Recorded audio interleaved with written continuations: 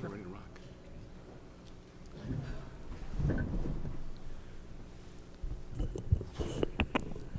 Okay, good afternoon. Thanks for coming. This is the session. It's entitled Video Equipment Competitors. Together, can they deliver video as the new voice? Sponsored by OVCC, the Open Visual Communications Consortium. My name is Eric Kraft. I'm the track chairman for the collaboration track here at Interop. I also am the program co-chairman of an event called Enterprise Connect, which is produced by the same company as does Interop. And I'm the editor of a website called No Jitter that covers the enterprise communications industry. And one of the things that we see here at Interop and at the other events that we produce and on our website is the growth of video. We all have seen in our personal lives how extensive that's been, and a lot of us have seen within our enterprise organizations that a lot of video is getting both deployed and also getting used kind of informally. So video's already sort of become ubiquitous in all of our lives, but actually connecting any given video endpoint to any other video endpoint that you might want to talk to and look at is still challenging, and that's what OVCC really was created to try and address, was to as the title of this session suggests, to bring together the key players who are looking for solutions to try and make the different video systems and services, particularly service provider offerings, work together so that you can have truly ubiquitous calling, not just ubiquitous deployment of sort of video islands. And so we're gonna spend the next 45 minutes helping you understand what the Open Visual Communications Consortium is all about, why it's going to be helpful to the industry, what it's already accomplished, and how you can help OVCC further its mission, which hopefully ultimately will benefit us all in more ubiquitous video. I'm going to ask each of our panelists to introduce themselves and tell us what companies they're with, and then we'll jump into our presentation. So starting right here. Hi, good afternoon. My name is Ivor Walker. I work for Cisco Systems. I'm a product marketing manager in collaboration, primarily focused today around talking to you about video solutions and how the OVCC platform and how we can generate more traffic and build more sustainable business across that platform. Good afternoon. Hi, my name is Jonathan Zarkauer. I'm Director of Product Marketing for a company called Acme Packet, recently acquired by Oracle Communications, so soon to be part of Oracle Communications. The product that we make is a product called a Session Border Controller. And I, in the context of the OVCC, I'm an active member of the marketing committee, and so I'll talk to you today in part about the role that Acme Packet hopes to play as part of the OVCC deployment moving forward. Great. My name is John Poole. I'm a senior director at Polycom. I'm responsible for global business development of their cloud and service provider sales organization. I'm presently serving as the OVCC Vice President, and have basically been involved with this project since its inception roughly about 3 years ago. Okay. Well, anytime you get Cisco, Polycom, and Acme Packet together and they're working together, that in itself is big news. So I'm going to turn it over to John, who's going to take us through some explanation of what OVC is working on. Great, thanks, Eric. To set context, to provide a better understanding for what we're all doing in between our day jobs, I wanted to provide you a little bit of insight about who the OVCC is, why it was created, where it's going, who's in it. And then we have a short video that's only about 3.5 minutes that I think will really cut to the chase and really help explain what this really means to the enterprise. So the story of the OVCC goes back several years. I have to credit my colleague here from Cisco, because I'm sure if you've been following the video and the telepresence market over the last 6-7 years, the advent of the Cisco Telepresence Exchange was groundbreaking. It was a way to really start to interconnect different providers, actually different providers using Cisco technology. But working for Polycom, it didn't really solve the problem for my customers. And so we'll talk about the challenges in a few minutes in a lot more detail.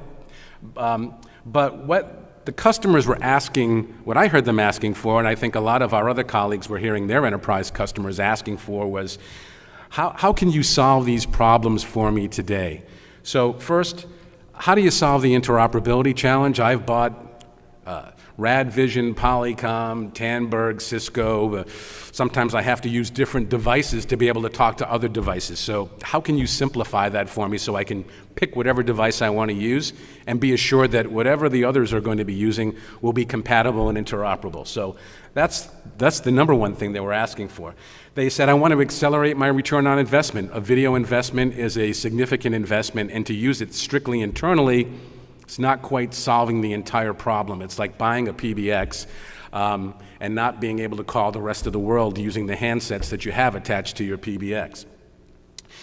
So those were the things, the wish list of things that they wanted, primarily those two things, but they said there's certain conditions that have to go along with whatever you provide me with an answer. Number one is, it's got to be secure. If I'm going into a private cloud, what kind of assurance can you guarantee me that my traffic is safe and secure and not able to be intercepted? That was the first. Second is, give me dial plan simplicity. For any of you who have ever tried to use video and call between different networks, you understand the challenge of these elongated dial strings, IP addresses, SIP URIs. For the average layperson who's not a video person or a technologist, who doesn't really have that competence to understand exactly what I need to do, they need point, click, push the button, and go. So they definitely wanted to see a solution come out of the industry that provided a degree of simplicity. And lastly, they said, you know, some of our locations use public internet, and others' locations are actually using private MPLS networks. How do we make sure that those locations within our corporation that are not big enough to justify being connected to my MPLS network are not excluded from the ability to be able to include them in any type of video conference call? So there's a lot of other things that the customers are asking for, but I think those at a very high level are some of the rationale for what kind of got this group to take some action. We'll talk about the problems, the technical aspect of this in a lot more detail, but at a very, very high level, the question is, why does there need to be an OVCC? There's lots of standards bodies, there's lots of vendor initiatives in the industry. So really, what are the key drivers to really drive the need for an OVCC group? So the first thing is that every single instance of IP video that's been sold in the industry over the last 10 or 15 years has been like people buying PBXs without the ability to hit a 9 to get an outside dial tone. So that's the problem, that every instance there's a dial plan for every deployment, and that dial plan has no logic or understanding of any other dial plan. There's no interpreter. So there's an island problem, and we've got lots and lots of islands out in the industry worldwide. So moving on to the video technology island, let's just say that we could solve that problem, that there is a 9 to hit and you get a second dial tone, and now you can dial that second number. The question is that whatever you're using to dial that call, whoever you're calling, do they have a device that'll actually know how to set up a call with the device that I'm using? And so that's the second part of the problem, is that everything is isolated unto itself, and then if you could bridge those gaps, there's no guarantee from an interoperability point of view that the endpoints are assured to work the same way that they work inside of a company. And then finally, when we started looking at, okay, well, we can't be the first ones to be addressing this problem, so let's take a look at the industry and see what SIP Forum, UCIF, I mean, there's a great number of consortia and standards bodies. And when we looked across all of them and we looked at what the problem was that we were trying to solve, we identified the fact that there really wasn't an answer. There were pieces of answers, so there was a need to bring the people together that could simplify the end-to-end user experience. That's the key, because no one was looking at the end-to-end user experience. They were looking at how do you solve pieces of the entire experience. So Polycom was one of the founders of the OVCC, and what we helped to lead with the other founders was this vision of bridging those islands through this concept of full interoperability. And so our tagline is any network, any vendor, and any device. That is the ultimate goal of what this group is about, and we'll talk about our mission and our objectives in a few minutes to give you a perspective on that. But at a very high level, if someone asked you about, do you know anything about the OVCC, I would hope that these would be the one takeaway is that's the group of telecom manufacturers and service providers who are working to allow you to use video on any network, any vendor, or any device. So the membership has grown quite significantly. The OVCC was formally incorporated as a nonprofit institution in August of 2011, and we started with 9 members. And those 9 members, I believe, are represented at the top. Those are the founders and the board of directors. And then we quickly, when this was announced to the public, we had a steady stream of new entrants into the group. And as you can see, we've got, I feel very confident we have a very good cross-section of the leading global manufacturers of telecommunications and video equipment, as well as the leading service providers. Not at the exclusion of others. This is an open consortium, but it was good to have the leaders in the industry make the move to take the leadership role to bring this all together. So the vision is pretty simple. It's to create a world where visual and collaborative communications are ubiquitous, simple, and reliable. Meaning that the example that Eric used about FaceTime, our vision is that FaceTime is just another endpoint that should be interoperable with any other network and any other device. So that's what we're trying to get at, and making it simple so you don't have the elongated dial strings, and to make it reliable. For those of you who have experimented with video in the past, you want to make sure that the experience is going to be there for you every time, right? And so reliability is critical to everything that this group does. And then mission. So to make sure that we clarify what our mission is, we want to grow the overall business use. That's the critical word there, business use. Because there's lots of endpoints and lots of technologies in the market. Some of them are considered consumer applications, yet if they're using those consumer applications as part of a business solution, then we wanted to make sure that was in the scope within what we were doing. I'll come back to this slide later in the session, but I just want to give you an idea that this is not a set of ivory tower providers that are talking about great things that will come in 10, 15 years. We rapidly moved from incorporating in August, and we quickly moved to enabling 6 managed service providers to establish connections with one another using a common, we call it our mesh. It's a global backbone that today is comprised of AT&T, Orange Business Services, Masergy, and Airtel. They have a global VPN amongst all of them, so that if your service provider is connected to one of those 4, they have access to anyone who's connected to any of the others. So we'll talk about this later, because this is really the critical takeaway at the end of our session is, what do you do with the information that we're going to provide to you today, and how can you use it to the benefit of your company? This is really the beginning of where we've started, and we'll come back to talk about what this really means. So the architecture that we just shared with you, this is a bit of a drill down to what's available today, and again, just high level. We're talking about meet-me conferencing. Envision the audio conferencing world today. I would imagine that most of you, if not all of you, have an audio conferencing number that you have from your company, so that when you need to have a conference call or set up a meeting, you normally include your access number and or a PIN, and people dial in from any phone, right? It's the same concept here. Release 1.0 is what we came together to create, and what we've created is a least common denominator amongst all the providers. And what we have, what's available today from the carriers is the ability to terminate scheduled conferences. And within the next, I believe, 3 to 4 months, there'll be another press release announcing release 1.5, and that is the ad hoc version of this model. So then we're truly in the mode of what you're normally accustomed to with your phone. We'll be in that same position for a defined set of endpoints, a defined set of service providers, that you have some assurance that it's going to be reliable, it's going to be easy, and it's going to be secure. So now what I'd like to do is, that's the high level of where this all began and who's in it and what we're trying to accomplish. The question is, what does that really mean to you? And I have a video here that's about 3.5 minutes that hopefully will provide an enterprise view of what the work coming out of the OVCC really means. The dawn of a new age in video communications has arrived.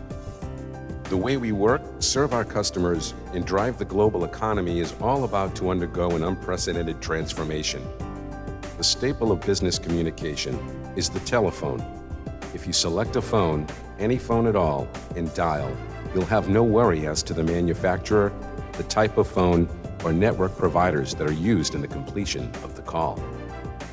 Why can't we use video the same way we use the telephone? Imagine how a visually enabled world would transform industries like healthcare and education if you could simply dial a number from any video device and it worked the same way you experience with a traditional phone.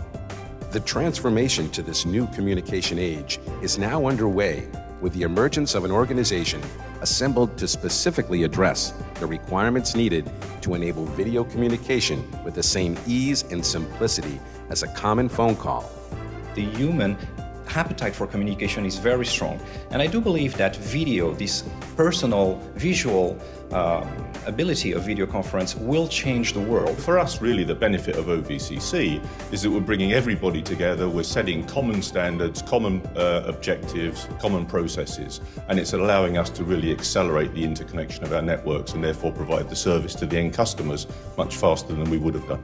Andrew and Orange Business Services are not alone. The OVCC continues to grow since opening membership in September 2011.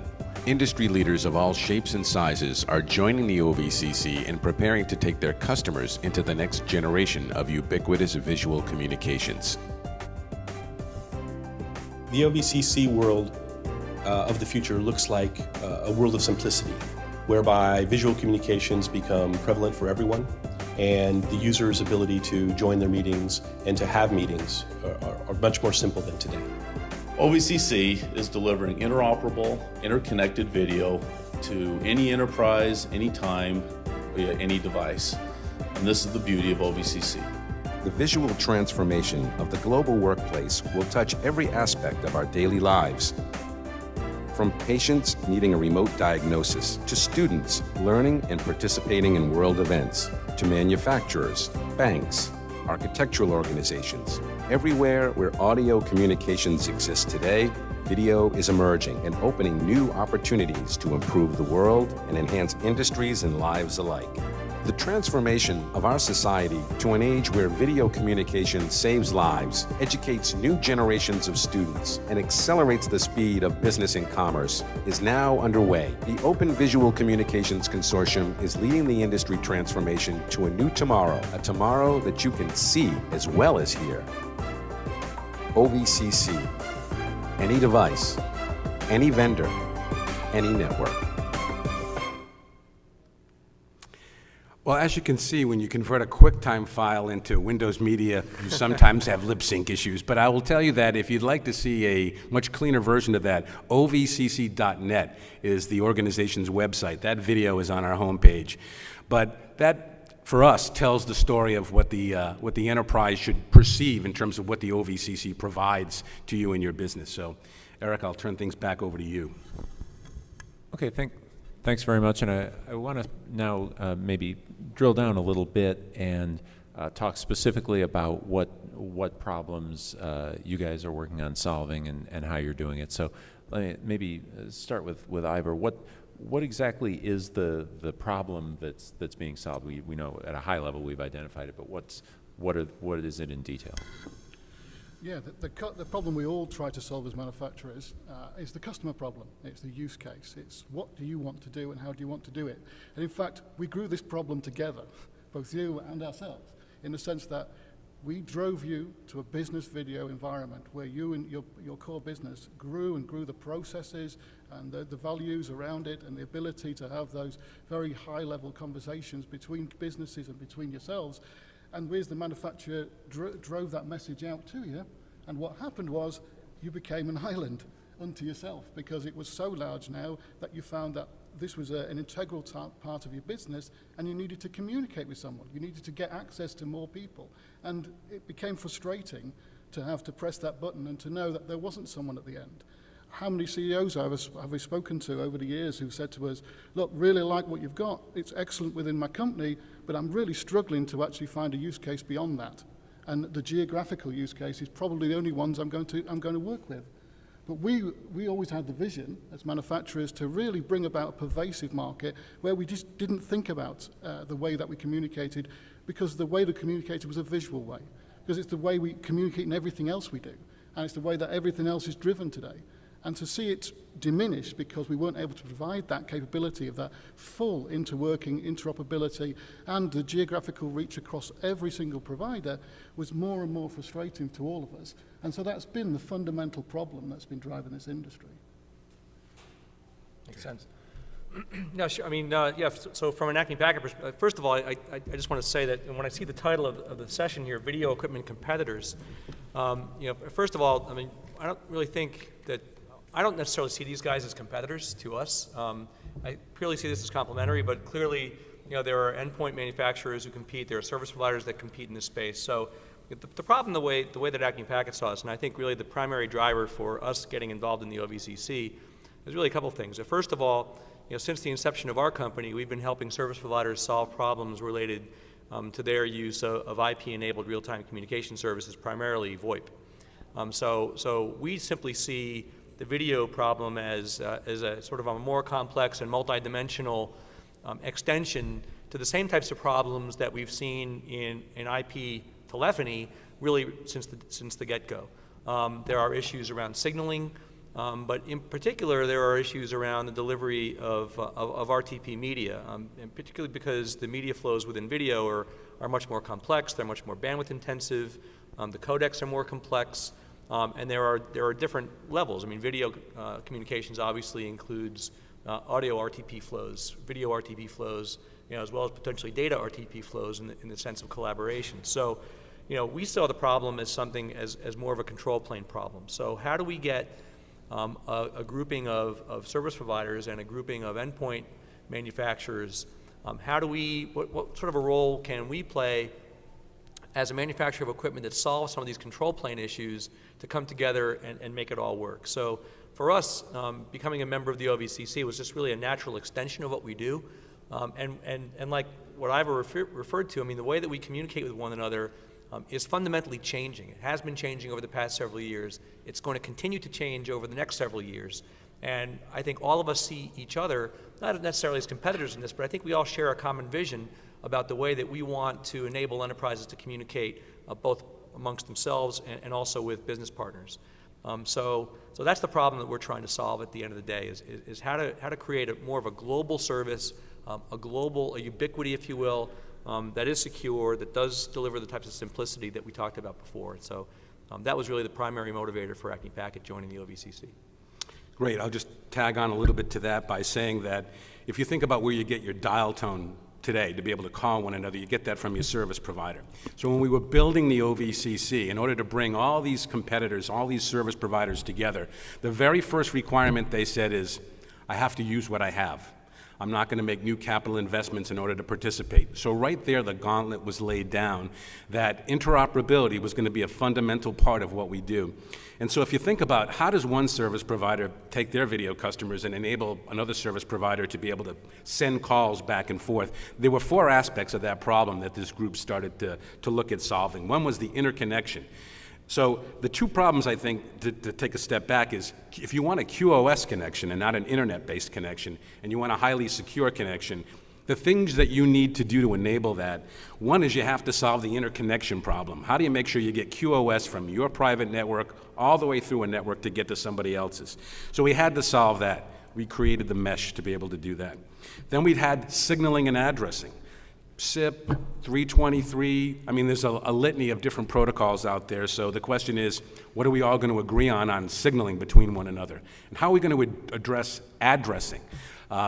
SIP URIs, enum, E164, these are all things that were debated as part of how are we all going to build something at a common denominator level.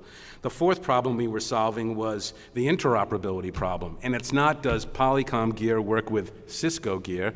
It's, does Polycom gear work through an Acme Packet session border controller going across the network, going into a Cisco ASR, and then going into a Codium bridge, and then, so you can start to see the litany of infrastructure that actually comprises an end-to-end experience.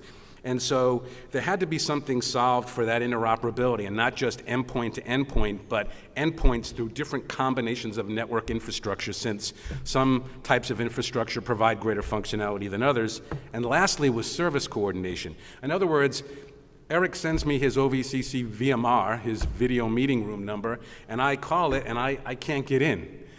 I'm on Verizon, Eric's on AT&T. Who do I call? If I call Verizon, how do they know what to do with it if it's landing on an AT&T bridge? So there had to be consultation amongst this group to work out a blueprint, an operational Bible, if you will, on how do we all work together to support each other's calls landing on each other's networks. So to me, there were really four initial problems we were trying to solve, at least at the technical layer, to be able to make this work. And so, you know, specifically with OVCC, why did you guys join OVCC, and what makes this particular approach the one that can hopefully accomplish these things?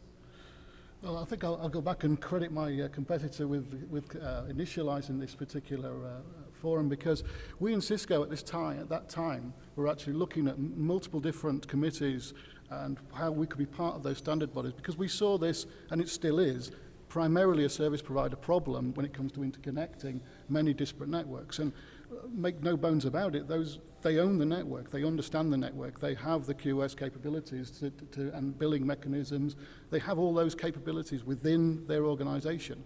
And so what we wanted to do was get behind an organization that had that multiple mechanisms of joining those disparate networks together in a way that would bring an easy and manageable service definition to the customer, an SLA to the customer that they could take from end to end. And we looked at many, and we took a long time, but after a great deal of internal discussions, we came to the fact that OVCC was the one that was gaining the most creative knowledge bases, the most committee technical derivatives. They were the most the service providers who were making use of it. So we decided that this was the best place for us to put our bet, as it were.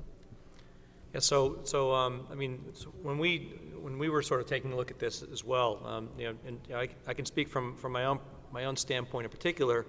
So I've had involvement in similar types of industry consortia over time, and if you look back, if you go all the way back into the 1990s, you talk about an organization such as the Frame Relay Forum, which was extremely influential and extremely, I would say, effective at driving the adoption of Frame Relay as a WAN protocol. Another one that I've been involved in the past was the Wi-Fi Alliance. Okay, basically drove, you know, sort of universal standardization around Wi-Fi security, common use of the radio frequency.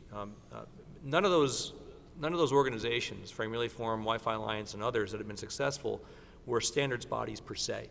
Okay, they all drew upon standards that had been driven through or created by the IETF, the IEEE, 3GPP in some cases. I mean, there are other standards bodies that basically that drive, you know, technical standards.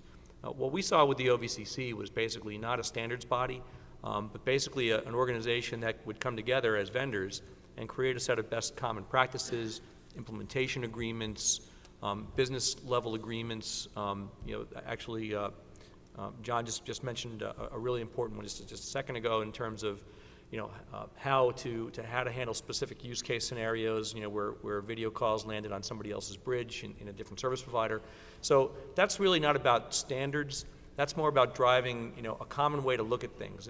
It's about driving common best practices. And to me, the appealing thing about OVCC, and I think the reason why we think it's going to be effective, is simply because, and we're starting to see this, by the way, with the number of companies that are sort of onboarding right now with the OVCC, is that with this common vision, and with the way, and we'll talk about this in a little while in terms of how the committee structure is laid out and the way things are happening and the way that the OVC is being run, is that I think they're using a lot of the best practices that some of these other organizations like Frame Relay Forum or Wi-Fi Alliance or others have used as a way to sort of drive standards that enterprise customers such as yourselves can really benefit from. So that was really the appeal for us. Great. There's primarily 5 major reasons why Polycom was one of the founders. So the main drivers for why we were so interested in this is, number one, customers wanted it. Customers, you were all asking for it. Like the points I made earlier around, I want to use this device and I don't want to worry about what's on the other end. The second thing is we all know that there is an industry trend going on where this whole movement from the premise to the cloud is happening right now. So if that's the way the industry is moving, Polycom wanted to be a leader in that space and wanted to help lead that transformation into the cloud. We wanted to accelerate ubiquity. I think most people will think, well, we'll have video like George Jetson and the Jetsons in 2025. We didn't want to wait till 2025. There was no reason to wait that long when everything that we needed was here already. It was just a matter of getting everybody to agree on a common way to do it to make it work. And then the last reason was we wanted to provide options to what we call walled gardens. So I think there are a lot of different exchanges in the marketplace that may not necessarily be open the way we're trying to facilitate. And so we wanted to, again, we're all about making it ubiquitous, and so we wanted to provide an option that provided people the ease of use and the flexibility to reach really anybody, anywhere, anytime. So those are the primary drivers for Polycom. Just to expand on a point, Jonathan, and you both made, comparing it to the Wi-Fi Alliance, is this the kind of thing, everybody recognizes that black and white Wi-Fi logo, and it's something you look for if you want Wi-Fi. Should customers, is there something comparable, looking for OVCC inside or something that they can actually identify and say, okay, when I'm making a decision between service providers, these guys have that stamp of approval and these guys don't? Yes, absolutely. So we're currently developing a certification program for both vendors as well as the service providers so that they can certify the experience regardless of what vendors that they've basically invested in. The idea is through that certification program that the service providers and the manufacturers will use that logo up there as a good housekeeping seal of approval, or that's the other analogies to that kind of that branding. But the idea is that the more you know about what we're doing and the options that we're trying to enable to you, is we're trying to associate that with that brand. So we're hoping that as that brand and that logo becomes more pervasive, you'll associate the work that this group has been doing. And kind of on that note, Jonathan, you referred to some of the structures and organizations and how you guys are going about your work. Can you expand on that a little bit? Yeah, so basically, there are a lot of different things happening.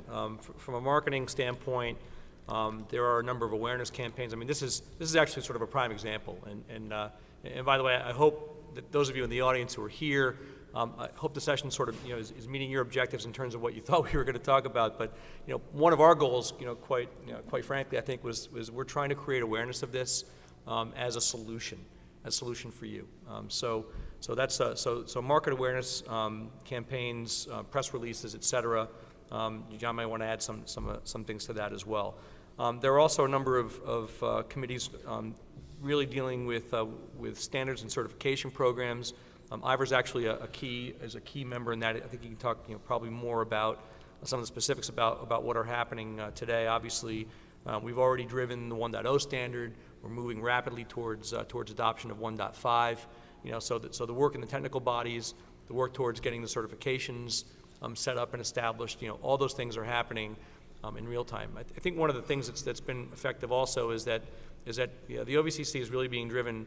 It's being run by a business. It's not just a set of sort of boondoggles where we travel to exotic locations every 3 or 4 months. There are weekly conference calls, bi-weekly conference calls. It's an extremely time-consuming proposition. I was sort of complaining to John before, because I've got a couple of meeting conflicts during the course of the week, where it causes me to be late to certain meetings. But it's gotten to the point now where it's become sort of hypercritical, not only to the OVCC but also to my company. That we be participating in this because we're helping to drive some of these some of the work that's happening there. So technical committee, liaison committee, et cetera. I'll just pick up on the certification committee. When you hear the word certification, most of us cringe because we think, oh my goodness, we're going to have something else that's going to lock us out of the capability. But the way we're working, and I do roll back to John's comments on the way that this committee works, it's a much of a case of roll our sleeves up and let's figure out how to make this work. And the certification is really, it's all about minimum certification, so that we can say that there's a level in two areas, mainly the network capabilities, the QoS, the billing functions, how that network is put together in such a way that can deliver those SLAs. And then the service function is then led back to the interoperability, the endpoints that can be sustained on that service. So which ones have the binary floor control, the H239, how are they all going to work together, and then have a minimum level so that we say as a certification, guys, you can have this, this, and this, and that will give you your minimum certification on the network and at the endpoint. But if you have other things, then by all means bring them. But what we are certifying to this point so that you can guarantee if you bring that endpoint and you attach it to that network, you can apply that SLA. I guess I'll just fill in the gaps for what we've missed so far. So under the way the OVCC is actually operated is under three large committees: a marketing committee, a technical committee, and a governance committee. And underneath each of those committees are a series of work groups where the challenges we're trying to face get delegated to the work groups. They debate, they make recommendations, and ultimately the board adopts them. So three of the areas that we didn't touch on that are also active working groups are the governance working group. So when I mentioned about what are the problems we're trying to solve, one of the problems I didn't mention is the business problem. I talked about the technical challenges, but the other problem is if you think about how service providers connect to one another, they establish bilateral agreements, and those things are very time-consuming and they take a lot of time to actually get established. So the governance group actually helped facilitate the actual bilateral documents. So it's a standardized document that's mostly complete and each member can leverage the final details between each other. So we've also accelerated the business aspect and not just the technology enablement. Second thing is strategy. So I led the strategy committee a few months ago to say, where is this all going? We achieved some of our immediate goals. And so the idea is, in order to remain relevant, it's not just about room systems and big high-end telepresence systems. It's about mobile tablets. It's about unified communication clients, Link clients, Jabra clients. It's like that's part of the Ubiquity story as well. So from a strategy point of view, we're very focused on the next 3 to 5 years. We just developed a plan, and now the group is actually now moving from where it started into a much broader range of endpoints and a lot more use cases. The last one I'll point out is that we have a liaison committee we've established to liaise with a lot of other standards bodies. Not only standards bodies, but other interested consortia. I won't name any of them, but there's several of them that we're actively working with. I can mention the IMTC because we did have a press release about the IMTC, and I'm sure you'll see more press releases in the near future announcing more liaison agreements. So the point I want you to know is that this is not a group of people that are working independently within a vacuum. We're very aware of what's going on in the market. We're very aware of what standards bodies are doing. Those standards bodies have learned what we're doing, and now they've become interested in working more closely with us. And so the point you should take away is this is not just a bunch of manufacturers and service providers working in a vacuum, but really we are working with the broad range of the standards bodies across the industry to make sure that everything that they're making available, we're taking advantage of. Well, and speaking of working with others, what can the folks in this room and other people in the industry who, are supportive of your objectives do to try and further what you guys are trying to do? I've spoken too much today. Well, I guess the call to action really to our customers is, and all of our customers here, not just one manufacturer's customers, is really let's try and drive this solution because it's the benefit for all of us. If we get all of our existing customer bases using this service, using the video platform service, then it can only increase competition, drive down cost, and increase your reach as a customer. And if you get those three things in place, you're going to find yourself in a pervasive situation inside your businesses, And you're going to have a point where you won't think anymore or have to think anymore, how am I going to build this connectivity? Who am I going to have to talk to? What part of the IT organization is going to make this happen for me? You will have that in place. So really the call to action is to bring, to push hard on your service providers to offer this service if they don't already offer it. And if you are existing customers of those service providers, then drive traffic to it. Build relationships with those partners so that you can be part of this new revolution. Yeah, I guess the only thing I'll add is these are the 6 that were just announced. I expect there probably will be 2 or 3 more managed service providers added to the edge of that cloud by the end of the year. I also predict that there might very well be another network service provider in the middle of that interconnect mesh by the end of the year. So my aspiration for this group is that if you find what we're doing interesting and of value to your business, as Ivor pointed out, reach out to your service providers. These are the ones who have actually taken the first step to be the early adopters into bringing this to market. The service providers you may be dealing with may be members already, but they haven't taken the step to actually start to put to work the documents and the agreements that we've worked on. So I would encourage you that if one of these service providers is serving your business today, reach out to them and ask them about their OVCC service. One of the things I have customers telling me is they're actually putting in RFPs requirements for OVCC, that if they're looking at a service provider as a vendor, that they're looking at, are you an OVCC member? What technology do you use? Are you currently offering OVCC services? What is your pricing for those services? Because keep in mind, the OVCC is a nonprofit. I liken it to the United Nations of video conferencing. It's a place where everybody has a vested interest in their own organization, but they come for the betterment of the industry.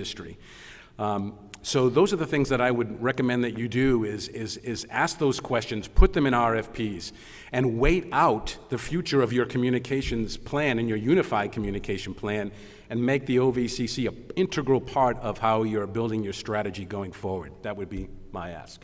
Okay. We have just a few minutes left. Do we have any questions that anyone would like to ask from the audience? Sir.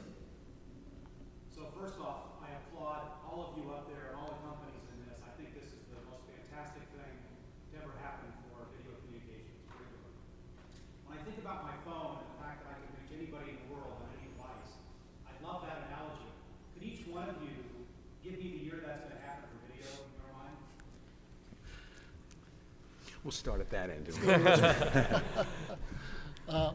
I guess it's what it comes down to, is what it always comes down to, is the customer. They will drive it. If I said tomorrow, you wouldn't believe me. If I said 3 years, you wouldn't believe me. What you will believe is the customer adoption. And as I think what we've plainly seen in the market over the last year is how much more pervasive video is, how much more time people spend on video, how much more different devices they're using to apply video. And the question is, how do we get them from there to there? And this is one mechanism to do so, and we're trying to promote that. But certainly we would hope in the next 3 to 5 years that would be a standard way of doing business. But I'm not here to dictate to the customer. The customer will drive this. I would have said something actually, pretty similar. But I would, however, I think it might take a little bit longer to integrate, what we would consider to be consumer, sort of consumer grade or consumer types of products, like FaceTime, like Skype, like products like that. That I think if we're able to integrate Apple, if we're able to integrate some of the others, from a business perspective and get those to work, there's a lot of work to be done on the technology side as well, particularly in terms of how to do video transcoding, video and audio transcoding as well. So I think that there are a lot of pretty large technical problems that need to be overcome. There are also the other moving target that comes into play, I think, are emerging standards around things like web-based real-time communications, or WebRTC. Okay, where some of these capabilities may actually get integrated into browsers. So there are other moving parts that are going to have to get sort of dragged in as we go. I mean, today I think for the most part we're talking about video conferencing systems, in some cases soft clients that exist on desktop systems, or individual-based video phones and things like that. So part of the problem is that there's really an explosion of endpoints that's still sort of happening. So I think one of the challenges that we face right now is that the more progress that we make, in some ways the harder it's going to be.